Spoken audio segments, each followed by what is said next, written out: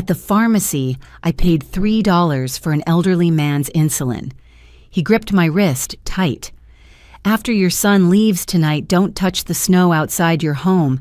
Your life depends on it." How did he know my son was coming? How did he know I even had a son? 3 days later, I understood. Footprints circling my house, every window checked. Someone had been there while I slept. And when I discovered who sent them, my entire world collapsed. Good day, everyone. Thank you for being here. If this is your first time, make sure to subscribe and like the video and tell us where you're from in the comments. Just a reminder, this story has been adapted with creative elements for entertainment and teaching purposes. Any similarities to actual names or places are entirely coincidental, but the underlying message is very real. My name is Patricia Caldwell, and I'm 68 years old.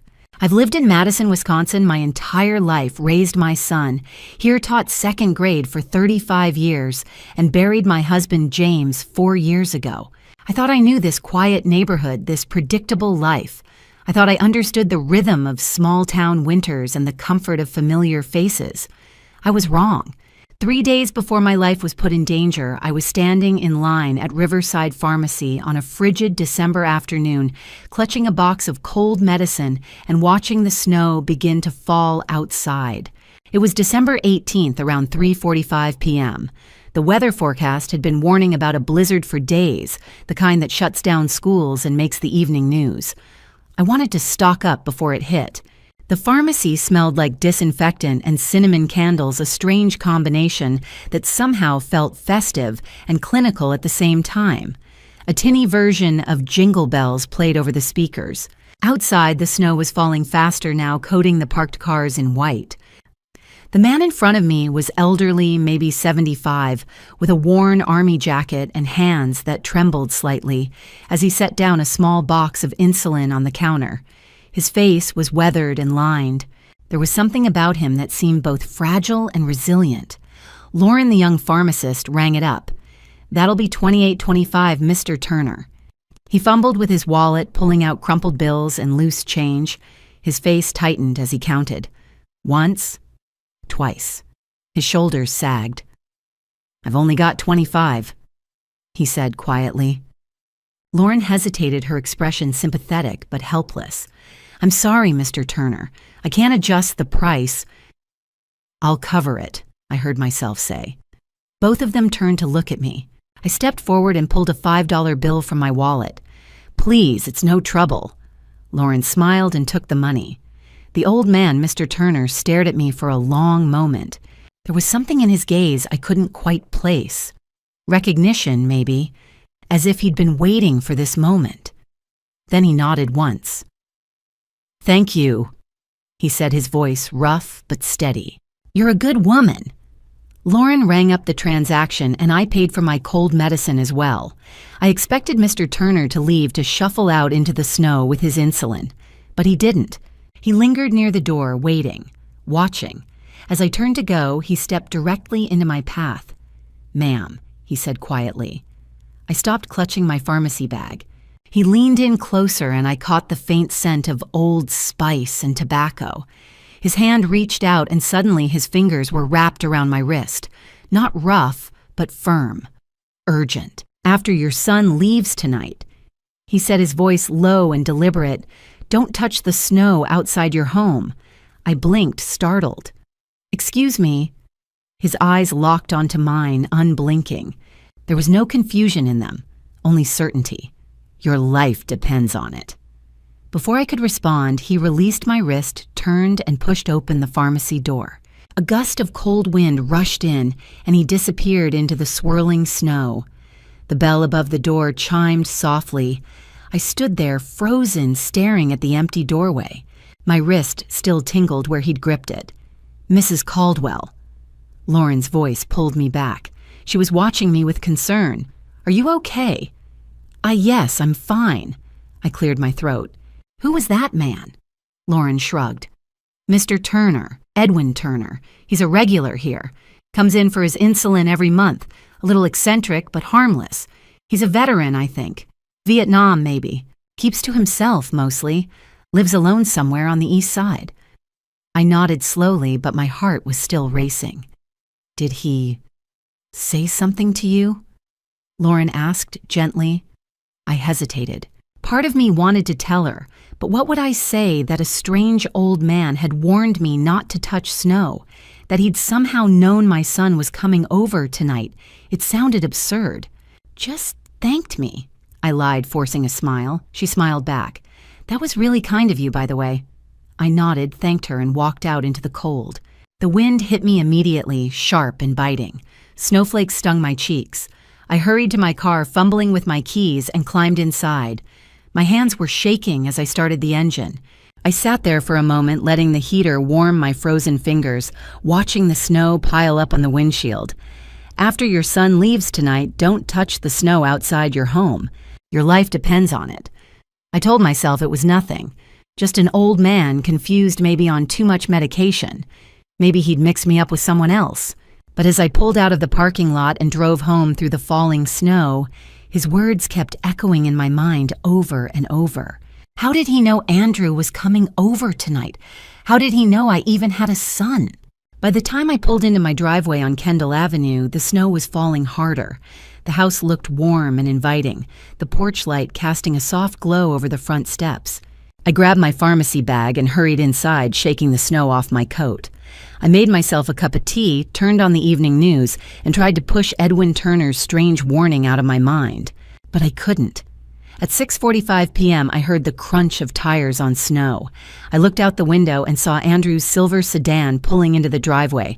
My son, 38 years old, a real estate agent here in Madison. He'd been through a rough couple of years, a messy divorce 2 years ago that left him quieter, more withdrawn. But he still stopped by once or twice a week to check on me. I opened the door before he could knock. Andrew, I wasn't expecting you tonight. He stepped inside, brushing snow off his shoulders. His face was tense, his jaw tight. Hey, Mom, I was in the neighborhood. Thought I'd stop by before the storm gets worse. Come in, come in. I'll make you some coffee. He followed me into the kitchen, but he didn't sit down. He stood by the window, staring out at the driveway. Mom, you should let me shovel the driveway before I go. I glanced outside. The snow was still coming down steadily. Andrew, it's still snowing. There's no point in shoveling now. It'll just pile up again. I know, but... He turned to face me, his expression almost urgent. I'll do it now. It'll only take 10 minutes. I don't want you slipping tomorrow morning. I laughed softly. Honey, I'm not going anywhere tomorrow. The forecast says the blizzard will last through the night. I'll shovel in the morning when it stops. His face darkened. Mom, I'm here now. Let me do it. There was an edge to his voice that made me pause. I set down my tea and studied him. Andrew, what's going on? You're acting strange. I'm not acting strange.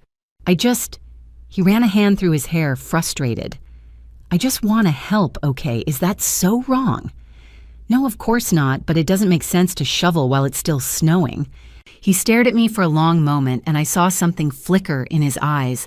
Desperation. Maybe anger. Then he looked away. Fine, whatever. He grabbed his coat and headed toward the door. Andrew, wait. But he didn't stop. He paused at the door and turned back, his voice calmer, but still tense. Who's checking on you, Mom, or the Andersons still around? I blinked, confused. The Andersons. They're in Florida for the winter. Why? He nodded slowly.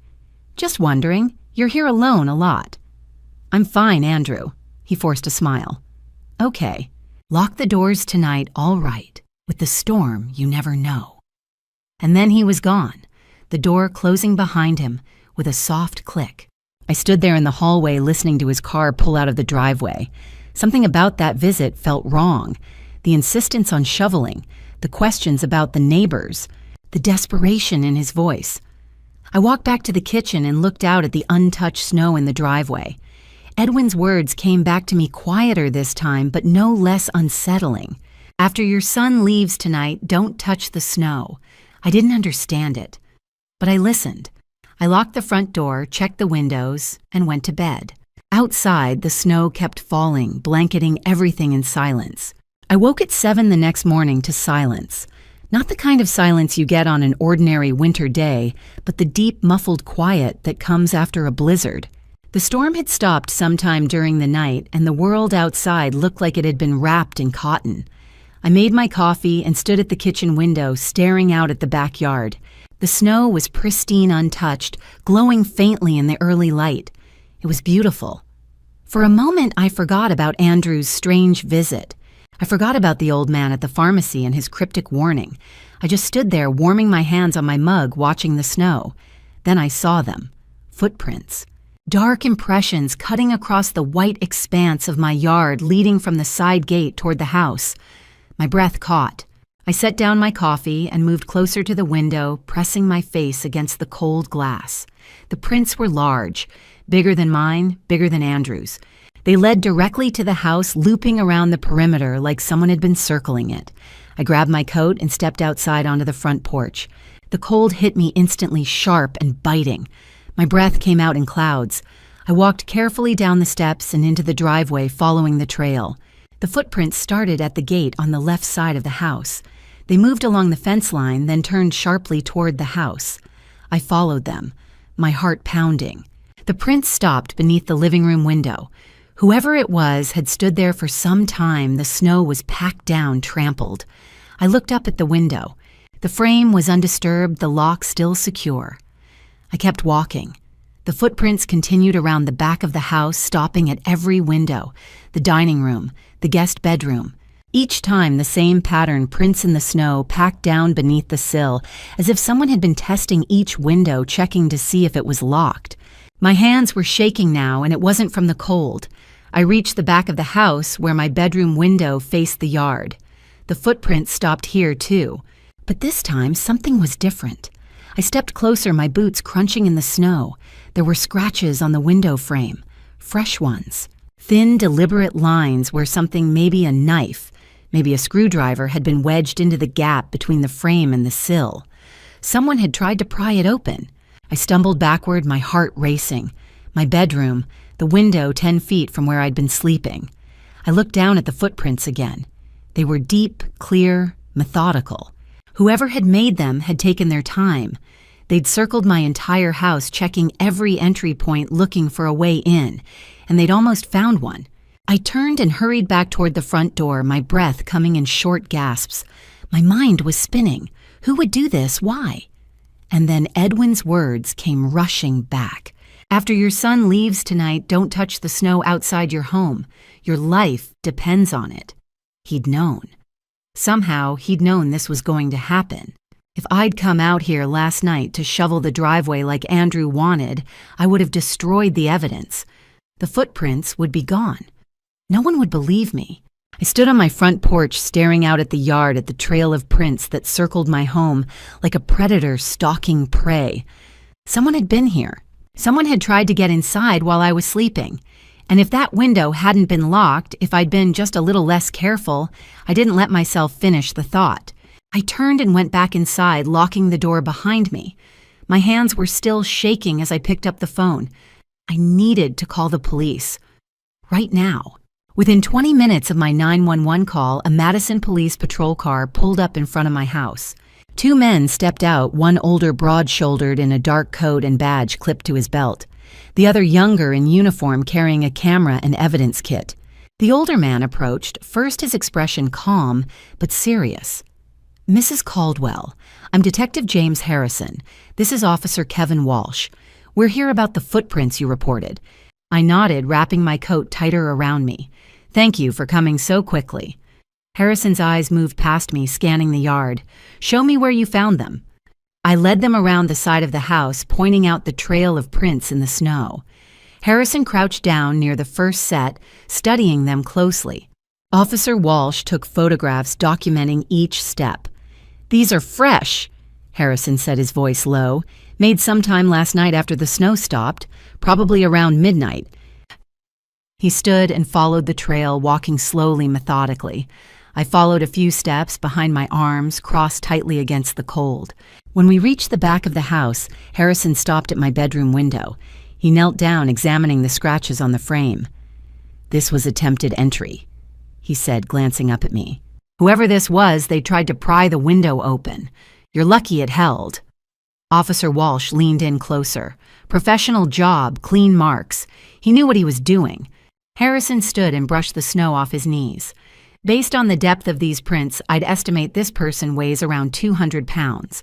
Size 13 boots. Male, most likely. And he took his time. This wasn't random. I felt my stomach tighten. "Random, what do you mean?" Harrison turned to face me, his expression grave. "Mrs. Caldwell, whoever came here last night, was conducting reconnaissance. He checked every window, every door. He was looking for a way in. This was planned." I swallowed hard. "But I don't understand. Why would anyone—" "That's what we're going to find out," Harrison said. "Do you have any disputes with anyone, neighbors, family, former colleagues, anyone who might have a reason to target you?" I shook my head. "No, I'm nobody, just a retired second-grade teacher. I live alone, I keep to myself." Harrison nodded slowly, but his eyes stayed sharp. "What about family? Do you have children?" "A son, Andrew. He lives here in Madison. He stopped by last night, actually, before the storm got bad." "Did he stay long?" "Maybe 20 minutes. He wanted to shovel the driveway, but I told him not to. The snow was still falling." Harrison exchanged a glance with Officer Walsh. "Did he seem upset? Agitated?" I hesitated. He was insistent, more than usual. But Andrew's been through a rough time lately. Divorce, work, stress. I didn't think much of it. Harrison didn't respond right away. He looked back at the footprints, then at the window. "Mrs. Caldwell, this person will come back. They didn't get what they wanted last night, and people like this don't give up easily. We need to move fast." A chill ran down my spine. "What do I do?" "First, we need to find out who this is," Harrison said. "Do any of your neighbors have security cameras?" I thought for a moment. Linda Patterson. She lives across the street. She installed a camera system last year after someone broke into her car." Harrison nodded. "Let's go talk to her." He gestured toward the street, and the three of us walked across the snow-covered road toward Linda's house. Linda Patterson's living room was warm and cluttered, filled with knitted blankets, family photos, and the faint smell of cinnamon. She was a retired nurse, 62, with silver hair pulled back in a neat bun and sharp eyes that missed nothing. She'd been my neighbor for over a decade, and we'd waved to each other across the street more times than I could count. When Harrison explained why we were there, Linda didn't hesitate. "Of course. Come in, let me pull up the footage." She led us to a small desk in the corner where her security monitor sat. Officer Walsh stood behind her, notebook in hand. Harrison leaned in close, his arms crossed. I stood off to the side, my heart pounding. Linda tapped a few keys on the keyboard. "My camera faces the street. It covers most of your driveway, Patricia. What time should I start?" "Midnight," Harrison said. "Around there." Linda scrolled through the timestamp. The screen showed a grainy black and white view of Kendall Avenue streetlights casting pale pools of light on the snow. For a few moments, nothing moved. Then at 11:52 p.m., a dark sedan rolled slowly into the frame. "There," Harrison said. Linda froze the image. The car was a mid-sized sedan, dark, maybe black or navy, with no headlights on. It crept forward and stopped directly in front of my house. My breath caught. "Play it," Harrison said. Linda pressed play. The driver's door opened and a man stepped out. Even on the grainy footage, I could see he was tall, broad-shouldered, wearing a dark jacket and a baseball cap pulled low over his face. He moved with purpose, walking toward my side gate without hesitation. "He knows where he's going," Officer Walsh muttered. The man disappeared from the camera's view. For 8 minutes, nothing happened. The car sat there, engine off, silent and waiting. Then at exactly 12:00 a.m., the man reappeared. He walked back to the car with the same steady pace, climbed in, and drove away, still no headlights. Linda paused the footage just as the car turned the corner. "Can you zoom in on the license plate?" Harrison asked. Linda adjusted the image, zooming in on the rear of the sedan. The plate was partially visible, WI7K2. The rest was obscured by snow and shadow, but there was something else. "Look at the bumper," Officer Walsh said, pointing. I squinted at the screen. There, just above the license plate, was a small logo, a rental car company sticker. Rental, Harrison said. He didn't use his own vehicle. Smart. He pulled out his phone and took several photos of the screen, the car, the partial plate, the timestamp. Linda printed a still image from the footage and handed it to him. "Thank you, Mrs. Patterson," Harrison said. "This is exactly what we needed." Linda glanced at me, her face pale. "Patricia, do you have any idea who that could be?" I shook my head, my throat tight. "No, I've never seen that car before." Harrison tucked the photo into his coat pocket. "We'll run this plate through the system. If it's a rental, we'll track down who leased it. We'll find out who he is." He looked at me, his expression firm. "Mrs. Caldwell, I need you to stay somewhere else tonight. A friend's house, a hotel, anywhere but here. Until we identify this person, you're not safe." I nodded, unable to speak. Someone had been outside my house. Someone had tried to get in. And now we had proof. By noon, I was sitting in Linda's guest room, staring at my phone, waiting for news. Harrison had told me to stay put, to keep my doors locked, and not to go back to my house until he called. Linda brought me tea and sat with me for a while, but eventually she had errands to run. I was alone when my phone rang. "Mrs. Caldwell, it's Detective Harrison." His voice was calm but urgent. "We've identified him." I sat up straight, gripping the phone. "Who is he?" "His name is Vincent Drake. 42 years old, ex-military, dishonorable discharge. He's got a record going back 20 years. Violent incidents, intimidation, serious trouble with the law. He's what we call a professional problem solver. Someone hires him to handle situations they don't want to get their hands dirty with." My stomach turned. "You mean someone paid him to break into your house, to cause you harm?" "Yes." Harrison's voice was firm. "Mrs. Caldwell, this wasn't a random burglary. Drake doesn't work alone. He doesn't act without orders. Someone hired him. Someone targeted you." I felt the room tilt. "But who I don't have enemies. I don't understand." "We're going to find out," Harrison said. We tracked the rental car to a motel on East Washington Avenue, Parkway Motel. He checked in 3 days ago under a fake name, paid cash. We're moving on him now. "Now?" "Yes. I'll call you when we have him in custody." The line went dead. I sat there in Linda's guest room holding the phone, my hands shaking. Someone had hired a man to hurt me, to make sure I was out of the picture, and I had no idea who it could be. The hours crawled by. I couldn't eat. I couldn't think. I kept replaying the footage in my mind, the dark sedan, the man walking toward my house, the 8 minutes he'd spent circling it like a predator. At 4:45 p.m., Harrison called again. "We have him." I exhaled a shaky breath I hadn't realized I'd been holding. "You arrested him?" "Yes, we found him at the motel. He resisted briefly, but we took him into custody without incident. We also recovered evidence from his room, a duffel bag containing gloves, pry tools, and other equipment. He's being processed now. Did he say anything? Did he tell you who hired him?" There was a pause. "Not yet, but we're working on it. These guys don't talk easily, but we have leverage. The evidence ties him directly to your property. He's looking at serious time. We'll get him to talk." I closed my eyes, relief and fear washing over me in equal measure. "Thank you, Detective. Mrs. Caldwell, I need you to think carefully. Is there anyone at all who might want to hurt you? An ex-colleague, a neighbor, a family member with a grudge?" I thought about it. I thought hard. But no matter how many times I turned it over in my mind, I couldn't come up with a single name. "No," I whispered. "I can't think of anyone." But even as I said it, a cold feeling settled in my chest. Someone wanted me gone, and I had no idea who. At 6:30 that evening, there was a knock on Linda's front door. I opened it to find Detective Harrison standing on the porch, his coat dusted with fresh snow. His expression was serious. "Mrs. Caldwell, may I come in?" I stepped aside and led him into the living room. Linda had gone upstairs to give us privacy. Harrison sat down across from me, his hands folded in his lap. "Drake is cooperating," he said without preamble. I felt my breath catch. "He is?" Harrison nodded. He lawyered up within an hour, but his attorney advised him to cooperate. With the evidence, we have the footage, the tools, the rental car he's looking at, 15 to 20 years minimum.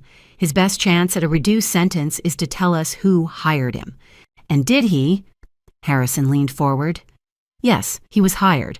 Paid in cash up front with a promise of more once the job was done. His instructions were clear, make it look like a natural accident. Wait until you were alone. No witnesses, no evidence. I felt sick. An accident. A fall on the ice, a slip in the snow, something that wouldn't raise suspicion. The footprints weren't supposed to be there. The snow was supposed to stop earlier that night, but the storm lasted longer than expected. That's why he left prints. I thought back to Andrew's insistence on shoveling the driveway. If I had gone outside that night, if I had walked around the yard clearing snow, I would have destroyed every trace of those footprints. No one would have believed me. There would have been no evidence. No investigation. Harrison was watching me closely. You're realizing it now, aren't you? I nodded slowly, my throat tight. If I'd shoveled, if I'd done what... I stopped myself. Harrison didn't press. We're tracing the money, he said. Drake was paid through a series of transfers, cash deposits, online payments, burner accounts. It's complicated, but we're following the trail. We're also pulling phone records. Whoever hired Drake communicated with him. We'll find the connection. I wrapped my arms around myself, suddenly cold despite the warmth of the room. How long will that take? A day, maybe 2. We're prioritizing this, Mrs. Caldwell. Attempted murder for hire is serious. We'll have answers soon. He stood preparing to leave, then paused. I need you to come to the station tomorrow morning. 9 o'clock. I'll have the financial records and phone logs ready by then. I'll walk you through everything we've found. I nodded. Okay.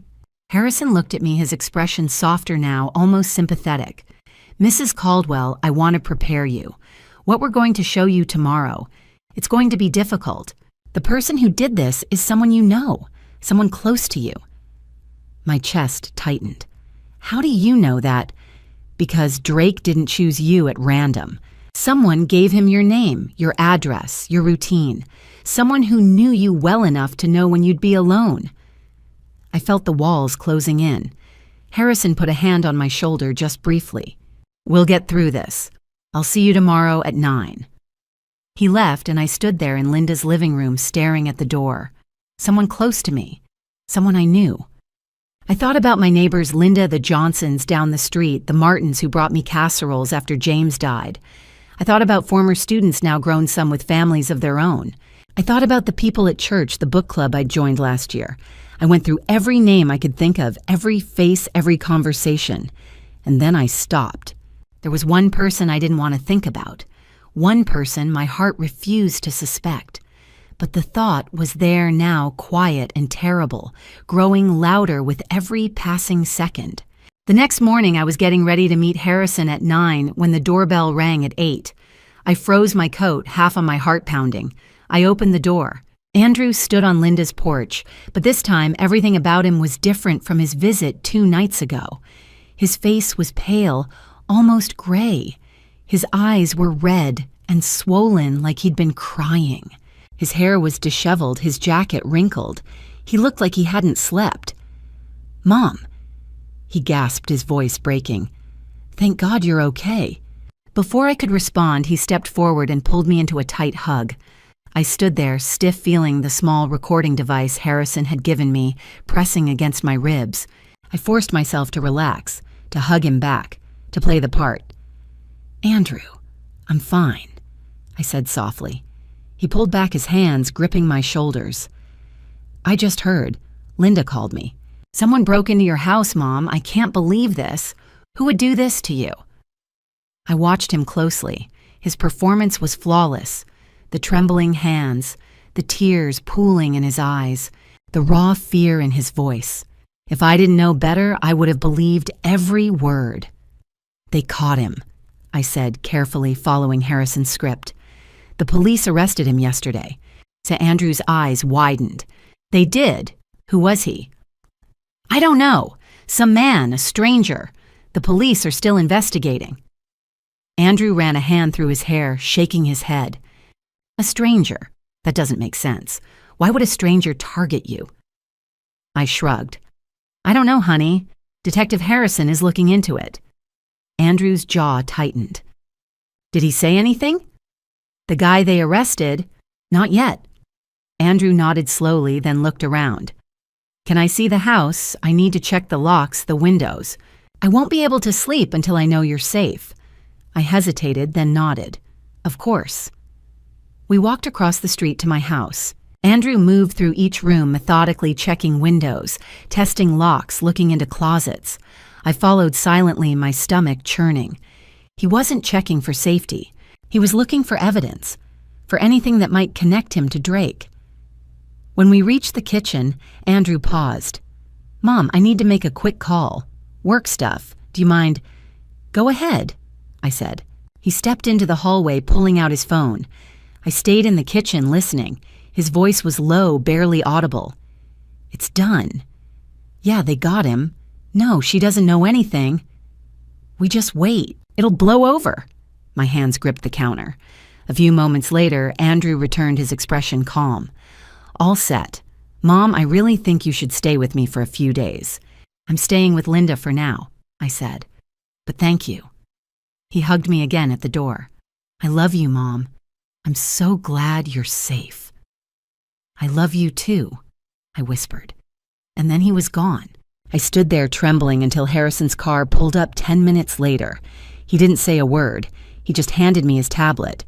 On the screen was a bank transfer record, $8,000, from Andrew Caldwell to Vincent Drake. Date, December 15th. I stared at the numbers, the names, the date. My vision blurred. My chest tightened. I couldn't breathe. Harrison's voice was gentle. I'm sorry, Patricia. The world tilted. My son, my boy, the child I had raised, loved, protected. He had tried to have me hurt. He had paid someone to make sure I was gone. And I had just hugged him. I don't remember how Harrison guided me into the chair. I don't remember Officer Walsh bringing me water. All I remember is the way the room spun, the way my chest caved in, the way $8,000 translated into one horrible truth. My son had paid to have me hurt. Harrison sat across from me, his expression heavy. There's more, he said quietly. I looked up, my vision blurred with tears. More. He slid the tablet toward me again. Text messages between Andrew and Drake. I stared at the screen. The messages were short, cold, efficient. Make sure she's alone. Tonight. No mistakes. My hands trembled. Phone records, Harrison continued. 3 calls between Andrew's number and Drake's burner phone. The first was December 4th, 2 weeks before the break-in. 2 weeks. Andrew had been planning this for 2 weeks. Harrison pulled out another document. We also pulled Andrew's financial records. He's in significant debt, $235,000. I felt the air leave my lungs. What gambling debts? Online poker, sports betting, credit card debt. He's been getting collection calls for months. I shook my head. I didn't know. He never told me. He wouldn't. But here's what matters. Your house is worth $525,000. It's paid off. And according to your will, Andrew is your sole heir. The numbers hit me like a blow.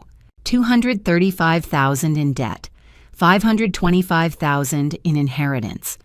I was worth more gone than alive. He needed the money, I whispered. Harrison nodded. Yes. And when Drake was arrested, Andrew panicked. That's why he came this morning. He was trying to figure out how much you knew. I closed my eyes, and suddenly I was back in my kitchen 20 years ago. Andrew was 8 years old, standing on a chair helping me bake cookies. James had just been diagnosed with heart trouble, and Andrew looked up at me with serious eyes. Don't worry, Mom, he'd said. When I grow up, I'll take care of you. I promise. I'd kissed his forehead and told him he was my sweet boy. The memory shattered. I opened my eyes. I gave him everything. I said, my voice breaking. I put him through college.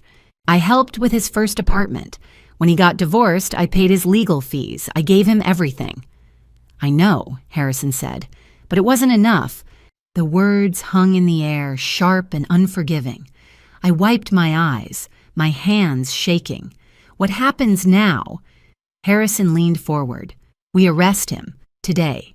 We have enough evidence, the money transfer, the phone records, the text messages. Drake is cooperating. He's willing to testify. I nodded slowly, numbly. And then, he'll be charged with conspiracy and attempted harm. If convicted, he's looking at 15 to 25 years in prison. 15 to 25 years. My son.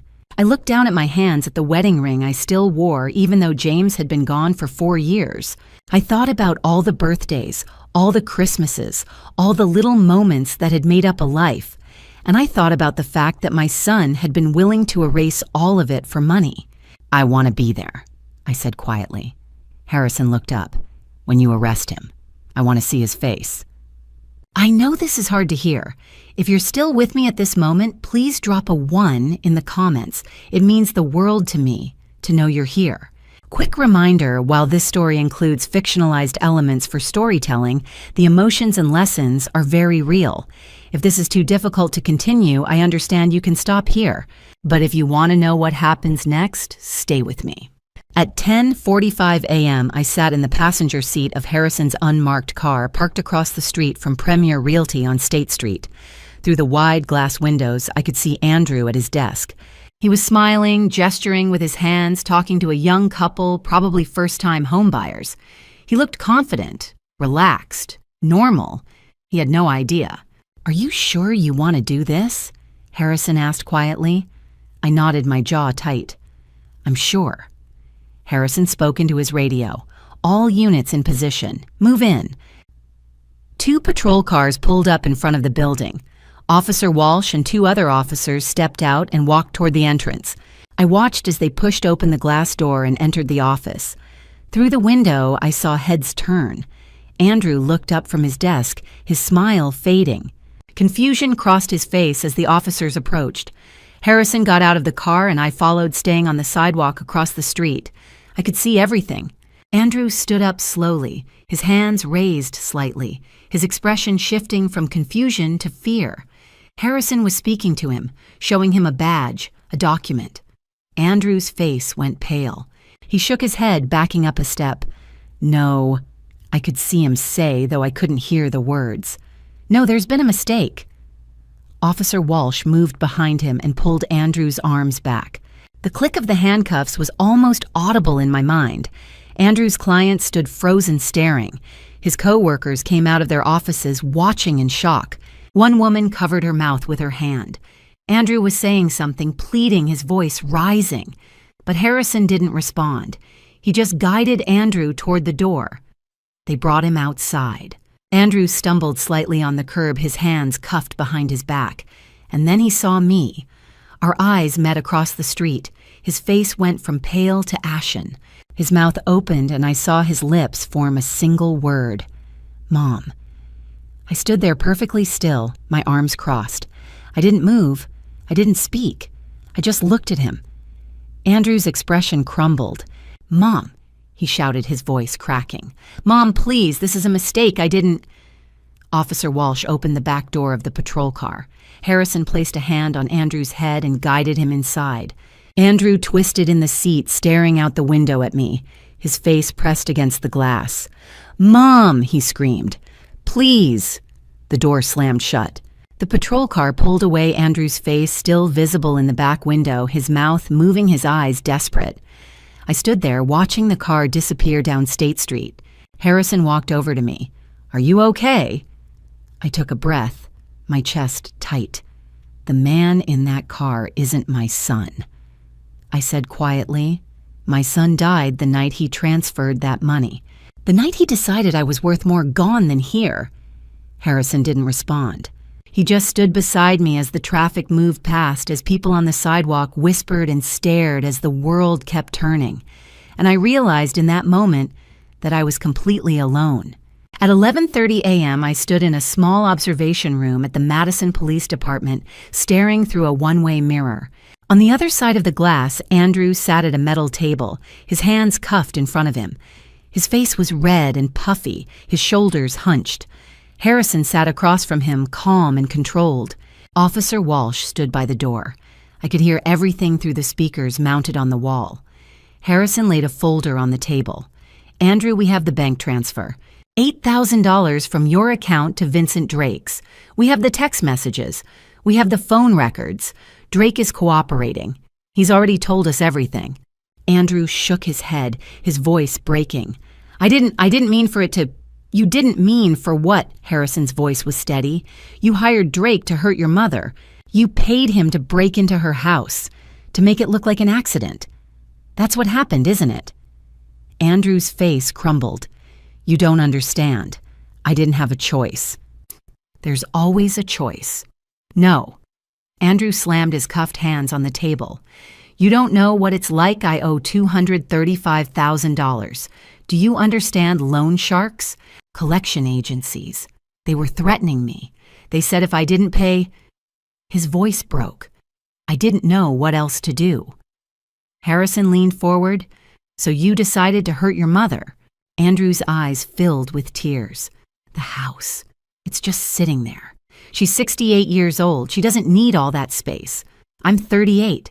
I need it now. I need the money now. I felt my stomach turn.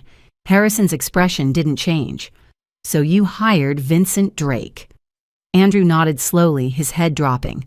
I told him to make it look natural. I didn't want her to suffer. I needed her gone. The words hung in the air, cold and final. I pressed my hand against the glass, my breath shallow. Harrison stood up and walked to the mirror.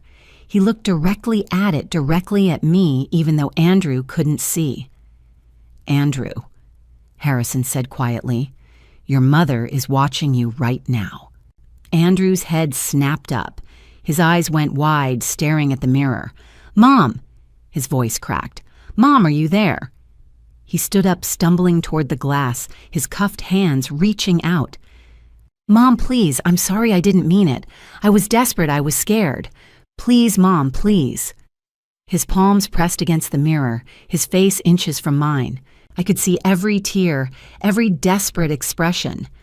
I love you, Mom. Please don't leave me. I'm your son, please. I stood there perfectly still, staring at him through the glass. And then I spoke, my voice quiet but clear. I don't have a son. Not anymore. Andrew's face shattered. No, Mom, please. I turned and walked toward the door. Officer Walsh opened it for me. Mrs. Caldwell. Andrew was screaming now, pounding on the glass. Mom, please don't go. I'm sorry. I'm so sorry. I stepped out into the hallway. The door closed behind me, muffling his voice. I walked down the long corridor, past the desks, past the officers who looked up and quickly looked away. I pushed open the front door and stepped outside into the cold December air.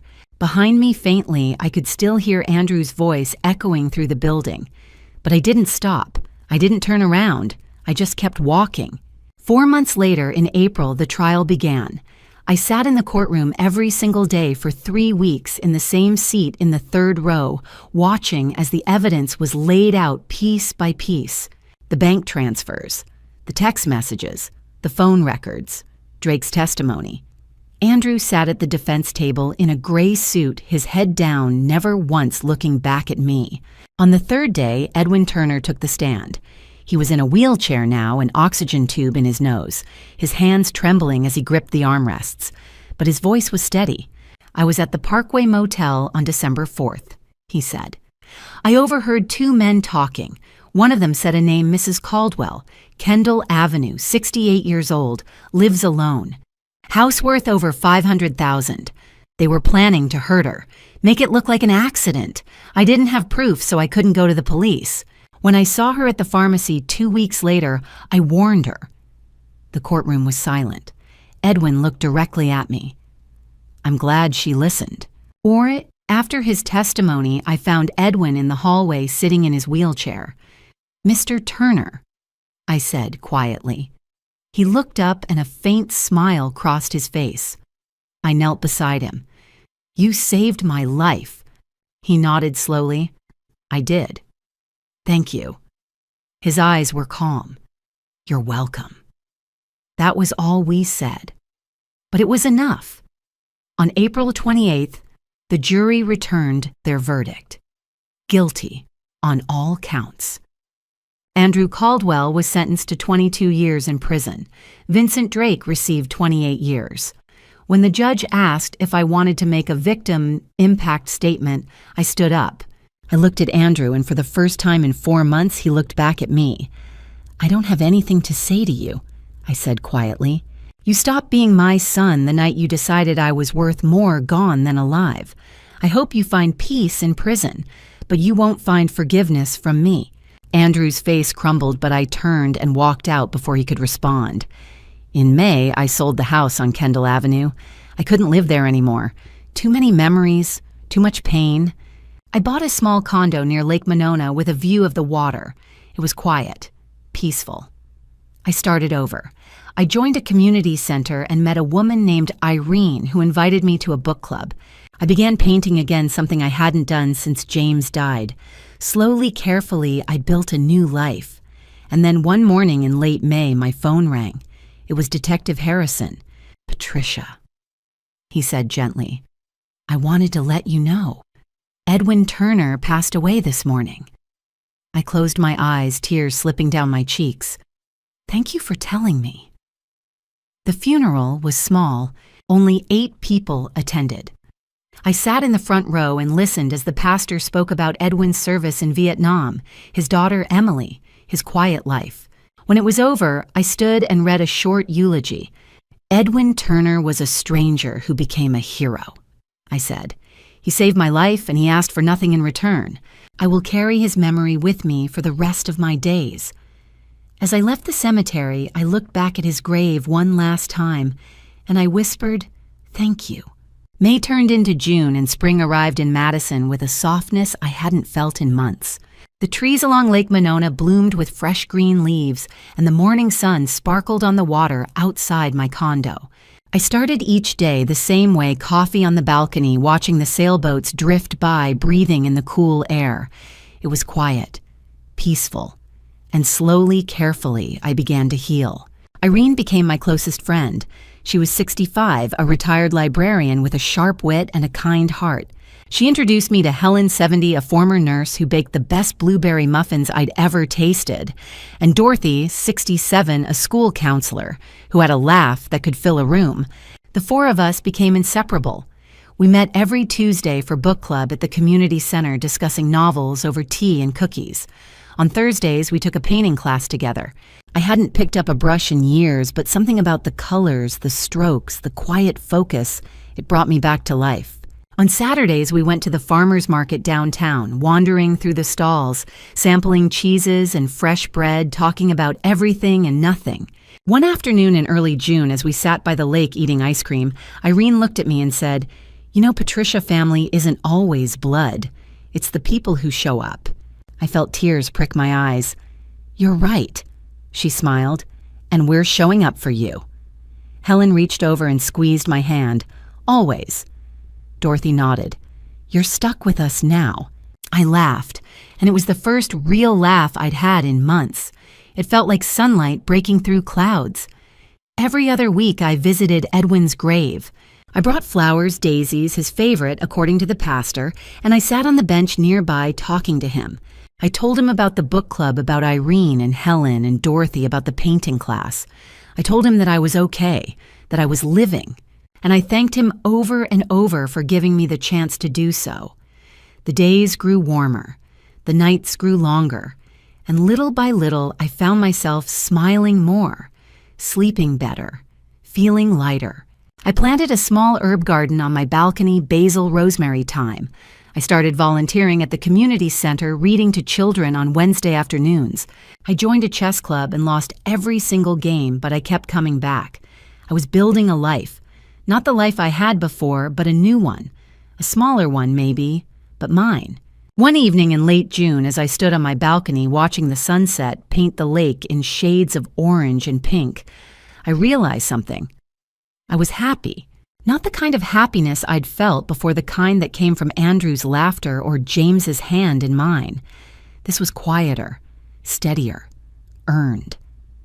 By the end of June, I had a routine. Small things. Simple things, my own things. I was 68 years old and I was learning how to live again. And then 10 years later, I received a letter from the parole board. I was 78 years old. My hair was silver. My hands moved a little slower, but I was still here, still living, still painting with Irene and Helen and Dorothy every Thursday. And then one morning in March, I received a letter from the Wisconsin Department of Corrections. It was a notice from the parole board. Andrew Caldwell was eligible for early release. His parole hearing was scheduled for April 15th. I stared at the letter for a long time, my chest tightening. Then I walked to my closet and pulled down a small cardboard box from the top shelf. Inside were 47 letters, all unopened, all from Andrew. One for every few months over the past 10 years. I had never read them. I had never responded. But I kept them. I sat down at my kitchen table and one by one I opened them. Year 1. The letters were angry, bitter, blaming. You did this to me, Mom. You put me in here. You could have forgiven me, but you chose revenge. Year 2. The tone shifted. Bargaining. Excuses. I was sick. I had a gambling addiction. It was a disease. I wasn't in my right mind. You have to understand that. Year 3. Manipulation. Religious appeals. I found God in here, Mom. Jesus forgives. Why can't you? The Bible says we must forgive those who sin against us. Don't you believe in redemption? Year 5. Desperation, self-pity. I'm dying in here, Mom. Every day is torture. The walls are closing in. Don't you care? Don't you love me anymore? Year 8. Rage, pure unfiltered rage. You're the monster, not me. You sent your own son to rot in prison. What kind of mother does that? You're heartless. I read every single letter, and when I was done, I sat back and stared at the pile in front of me. 47 letters, 10 years, thousands of words.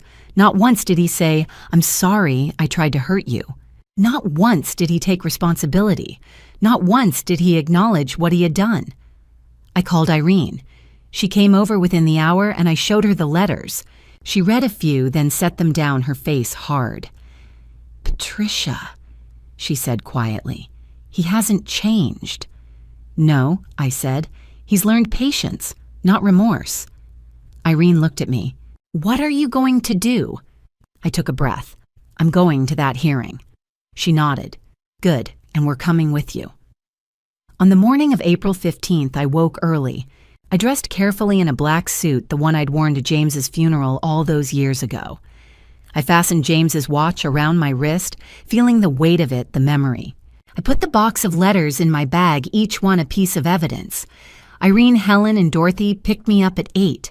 We drove to the hearing in silence, but their presence was enough. I wasn't alone. We sat in the waiting room as other families went in and out. Some cried. Some looked hopeful.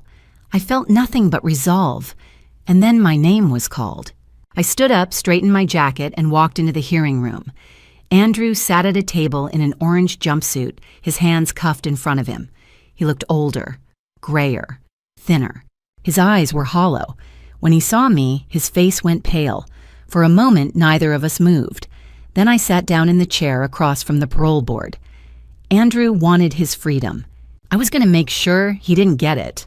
The hearing room was small and sterile with fluorescent lights and a long table where 5 parole board members sat. I took my seat, the box of letters on my lap. Irene, Helen, and Dorothy sat behind me. A door opened and Andrew was brought in by 2 corrections officers. He was 48 now, but he looked older. His hair was thinning and gray. His face was hollow. His orange jumpsuit hung loosely on his frame. He shuffled to the table and sat down. And then he saw me. His eyes widened. For a moment, he just stared. The chair of the parole board spoke. Mr. Caldwell, you're here to petition for early release. You've served 10 years of a 22-year sentence. Do you have anything to say? Andrew cleared his throat. Yes, thank you. I've changed. I've spent the last 10 years working on myself. Anger management, therapy. I've studied the Bible. I've found God. I'm not the same man I was.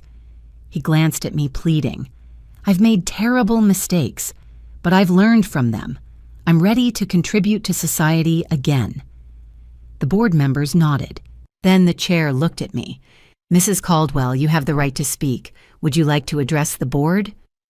I stood slowly holding the box. Yes, I would. I walked to the front and set the box on the table. This box contains 47 letters. My son sent them over the past 10 years. I never responded, but I kept every one. I opened the box and pulled out letters. In year 1, he wrote, "You did this to me, Mom. You could have forgiven me, but you chose revenge." I set it down and picked up another. In year 3, I've found God.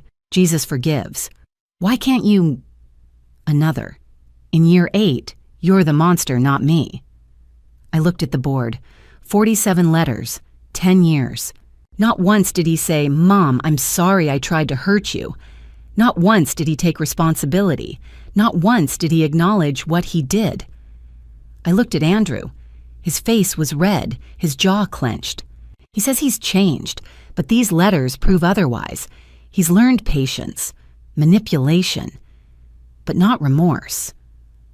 I turned back to the board. Don't let him out. He will hurt someone else. Andrew shot to his feet. You're selfish, he shouted. I'm your son. You're supposed to love me. You're supposed to forgive me. The corrections officers grabbed him, pulling him back. Andrew thrashed his face, twisted with rage. You're a terrible mother. I hate you. Do you hear me? I hate you. They dragged him toward the door as he screamed, his voice echoing down the hallway. The room fell silent. The chair looked at her colleagues, then back at me. Thank you, Mrs. Caldwell. We'll deliberate now. 10 minutes later, they returned. Parole denied. I walked out of the prison into the April sunlight. Irene, Helen, and Dorothy were waiting by the car. We drove home in silence, but it was a peaceful silence.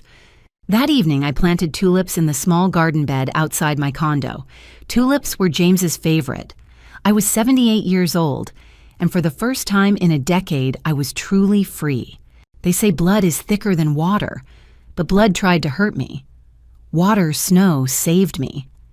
I've had a lot of time to think about that, about what happened, about the man who warned me, about the son who betrayed me, about the women who became my family. I was 68 years old when my son hired someone to harm me. I'm 78 now. 10 years have passed since that December night, and I've learned more in this decade than in all the years before. I learned that family isn't who you're born to. It's who stays. It's who shows up. It's who sits with you in the hard moments and doesn't ask for anything in return. Irene, Helen, and Dorothy are my family now. They're my daughters in every way that matters. I learned that trust isn't given. It's earned. And once it's broken, it can never be repaired. I learned that it's never too late to start over, to build something new, to find peace. I think about Edwin Turner often, the stranger who saved my life and asked for nothing. I visit his grave every month and I whisper, "Thank you. Wherever you are, thank you." I wake up every morning to the sound of birds and the shimmer of sunlight on Lake Monona. I drink my coffee on the balcony. I paint, I read, I laugh with my friends. I'm 78 years old. I was betrayed by blood. I was saved by a stranger. I lost a son. I gained daughters. I survived evil. I found grace. Every morning I wake up and see the lake sparkling outside my window. I'm alive, not just breathing, living. Those footprints in the snow revealed the truth, and the truth painful as it was set me free. If you're listening to my story, you might be thinking, how could a mother survive something like this? How do you move forward when your own child betrays you? Let me tell you what I've learned from family drama stories like mine, because these things happen more often than you'd think. Don't be like me.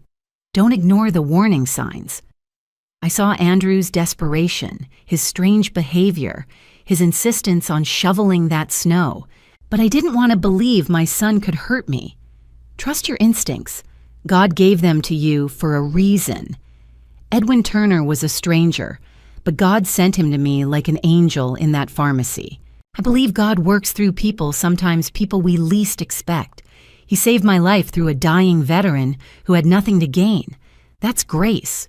These family drama stories teach us that blood doesn't define family. Love does. Loyalty does. Irene, Helen, and Dorothy became my daughters not because we share DNA, but because they chose to stay. Grandma's stories like mine aren't always about happy endings. Sometimes they're about survival, about finding strength you didn't know you had, about choosing to live when everything inside you wants to give up. So here's my advice. If you're living through your own family drama stories, know this: you are not alone. God sees you. He hasn't forgotten you. It's never too late to start over. I was 68 when my world fell apart. I'm 78 now, and I'm happier than I've been in years. To anyone listening to these grandma stories on this channel, protect your peace, set boundaries, and remember, the people who truly love you will never make you choose between your safety and their comfort. Thank you for listening. These grandma stories matter. Your story matters. May God bless you and keep you safe. Amen. Thanks for sticking around. Drop a 2 in the comments if you're ready to continue. Fair warning, the next part contains fictional elements added for educational storytelling. If that's not what you're looking for, you're free to leave and find content that better matches your interests.